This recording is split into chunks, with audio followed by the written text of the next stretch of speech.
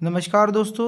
जब से सरपंच के चुनाव का कार्यकाल समाप्त होने की घोषणा हो चुकी है, तब से हमें काफ़ी कमेंट्स आ रहे हैं कि सर सरपंच और पंच चुनाव को लेकर जानकारी बताइए कि उसमें क्या उम्र होनी चाहिए, किस तारीख तक उम्र गिनी जाएगी, सरपंच चुनाव के लिए कितनी पढ़ा लिखा कितना होना चाहिए, कौन कौन आवेदन कर सकता है, कितनी संतानें होनी चाहिए, अगर गोद दे दे तो संतान चलेगी क्या।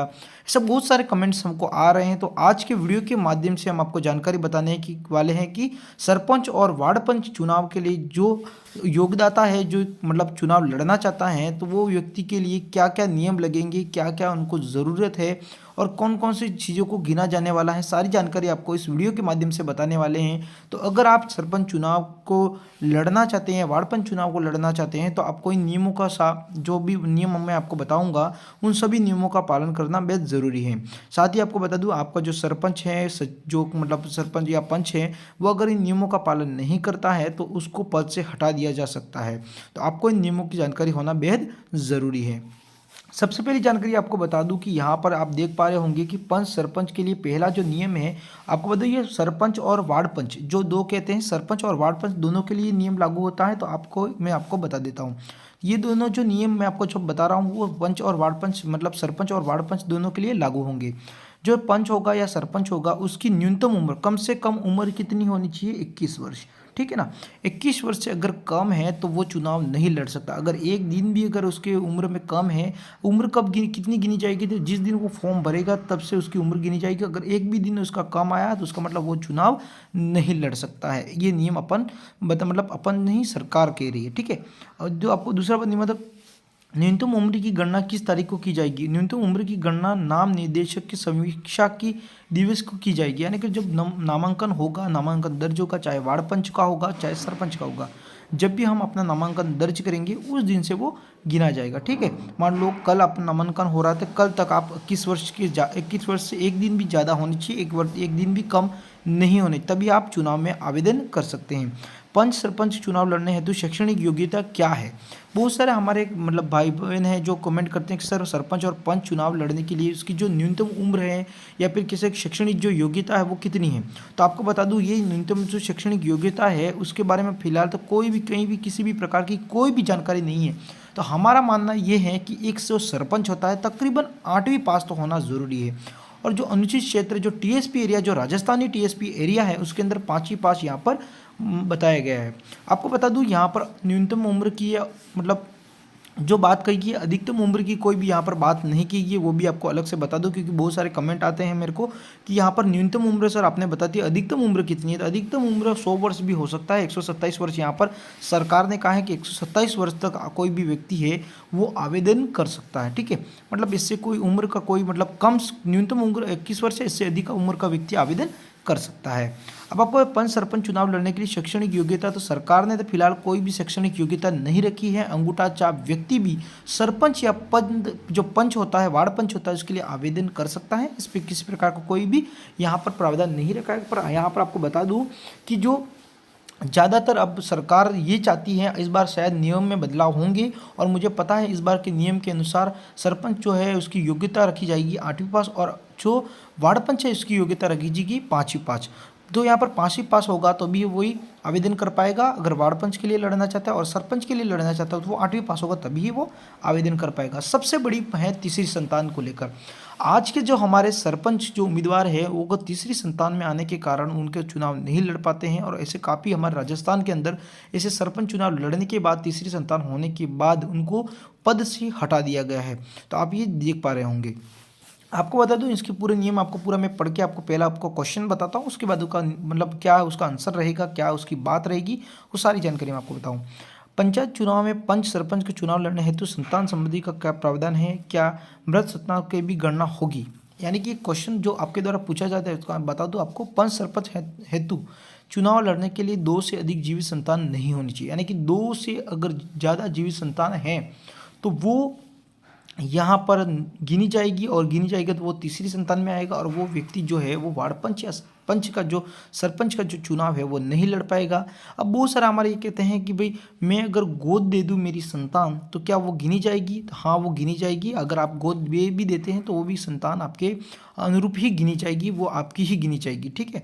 आपको दूसरी बात मैं बता दूं कि संतान कब से गिनी जाएगी, उसका एक नियम है। तो 2003 के पहले अगर कोई संतान है तो उसको नहीं गिना जाएगा। 2003 के बाद अगर कोई संतान हुई है तो उसको ही गिना जाएगा। यानी कि 3 से पहले अगर आप पर 5 संतानें भी थी तो उससे कोई मतलब नहीं है। आपको बता दूं 2003 से पहले अगर आपके पहले 5 संतानें भी हुई है और 2003 के बाद अगर एक ये संतान या 2 संतानें ही हुई है तो वो 2 संतान ही गिनी जाएगी। ये सरकार का नियम है, मेरा नियम नहीं है।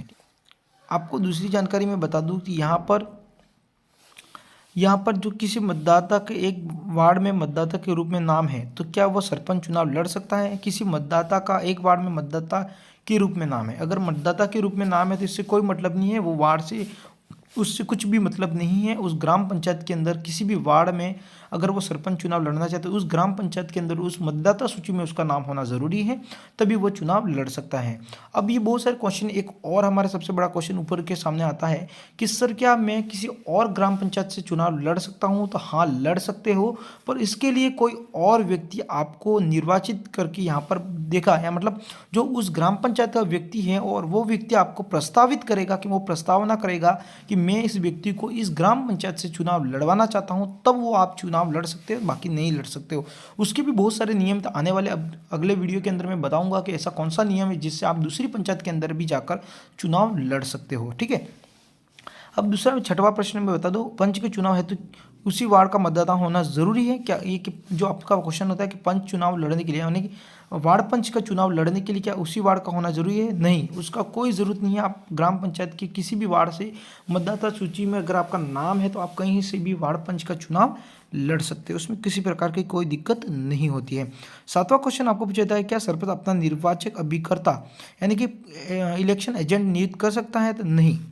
देखिए, अब आपको बता दूं, इलेक्शन एजेंट नहीं आप नियुक्त कर सकते हैं, वो सरकार नियुक्त करती है। इसमें इसका मतलब इलेक्शन एजेंट के बारे में कोई भी जानकारी सरकार को नहीं दे सकता, ना ही ले सकता। ठीक है।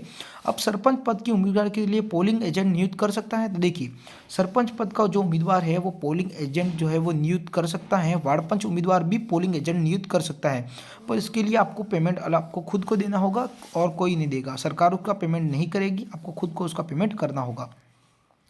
सरपंच पद के उम्मीदवार के लिए कितने प्रस्तावक होना जरूरी है? सरपंच प्रस्तावक की आवश्यकता नहीं होती। देखिए, यहाँ पर बोलो, अगर आप उसी ग्राम पंचायत से अगर चुनाव लड़ रहे हैं तो आपको प्रस्तावक की कोई ज़रूरत नहीं होती। अगर आप मान लो आपकी ग्राम पंचायत के अंदर, आपकी ग्राम पंचायत के वोटर लिस्ट में अगर आपका नाम है तो आप उस ग्राम पंचायत के सदस्य हैं, आप उस ग्राम पंचायत के हैं, तो आपको कोई भी प्रस्तावक की आवश्यकता नहीं होती है। पर अगर आप किसी दूसरी ग्राम पंचायत से चुनाव लड़ना चाहते हैं तो आपको एक प्रस्तावक की आवश्यकता होती है, तो आपको ये ध्यान रखना। ठीक है। अब आपको बता दूं, पंच सरपंच चुनाव के लिए खर्च की सीमा क्या है? देखिए, सरकार ने पंच और सरपंच चुनाव के लिए भी खर्च की सीमा तय नहीं की है। आपको बता दूं, देखिए यहाँ पर व्यय सीमा तय की गई है पर खर्च की सीमा तय नहीं की गई है। आपको बता, सरपंच पद है तो निव्याय व्यय सीमा 20,000 रुपये है। निर्वाचक व्यय सीमा यहाँ क्या नहीं 20,000 रुपये है। अब खर्च सीमा यहाँ पर कोई नहीं रखी गई है। ऐसे तो आपको पता है सरपंच कितने खर्च करते हैं, लाखों रुपये खर्च करते हैं, जो भी खर्च करते हैं उससे कोई मतलब नहीं है। आपको मिनिमम 20,000 रुपये से मतलब करना है खर्च, ये बताया गया है। पंचायत चुनाव में कौन कौन मतदाता अपना मताधिकार का प्रयोग कर सकता है? पंचायत चुनाव में ऐसे व्यक्ति जिसका पंचायत मतदाता सूची में नाम है वो अपना मताधिकार का प्रयोग चुनाव में कर सकता है, बशर्ते वह अंतिम मतदाता किए जाने के अगुवा घोषित नहीं कर दिया गया हो।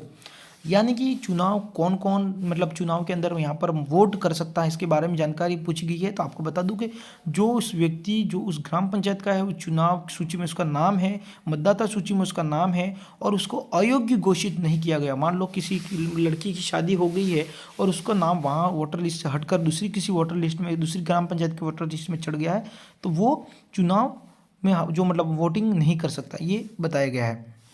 देखिए, यहाँ पर अनुसूचित जाति, अनुसूचित जनजाति, एसटी, एससी तथा पिछड़ा वर्ग, ओबीसी के उम्मीदवार आरक्षित स्थानों से कोई चुनाव लड़ सकता है। देखिए, अगर एससी है और एसटी है और ओबीसी है तो उसके अंदर अगर कोई ओबीसी की सीट आती है, एसटी की सीट और एससी की सीट आती है तो वो उसमें चुनाव लड़ सकते हैं। पर जनरल की सीट आती है तो वो कोई भी चुनाव लड़ सकता है। पर जनरल वाला है जो, वो एससी और एसटी के नहीं लड़ सकता, ओबीसी वाला है वो एससी और एसटी की नहीं लड़ सकता। यानी कि एससी और एसटी तो कहीं से भी चुनाव लड़ सकते हैं, पर SC, ST, SC, OBC और ये तीनों तो कहीं से भी चुनाव लड़ सकते हैं, पर जनरल जो है वो कहीं और से चुनाव नहीं लड़ सकता और OBC कहीं और से चुनाव नहीं लड़ सकता है। ये आपको समझना होगा। मैं नेक्स्ट वीडियो के अंदर पूरी जानकारी आपको बता दूंगा। तो आज के लिए कुछ इतना ही, क्योंकि आज वीडियो थोड़ा ज़्यादा ही लंबा हो गया। तो अगले वीडियो के अंदर सारी जानकारी, और आपको और कोई जानकारी चाहिए तो हमें नीचे कमेंट करके बता सकते हैं।